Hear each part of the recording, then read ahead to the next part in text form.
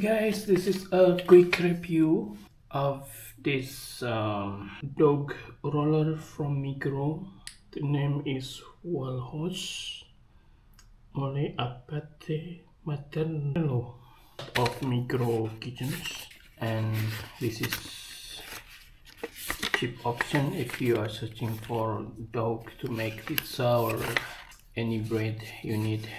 And you can see this is made in China with the distributor from Migros French. But this is have some certifications that ensure you can use this on Euro. This is not a wood roller, the wood is only in the handle, and this is rolling. So this is also rolling and in one way, and this is the center is the roller made from something like fruit grade rubber. So this is yeah, I think this will be good.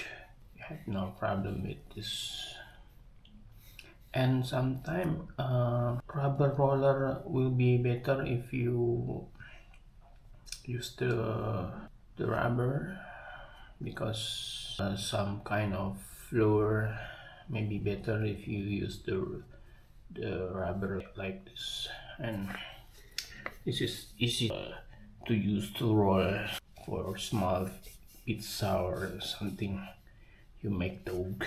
Hi guys, so this is a quick review.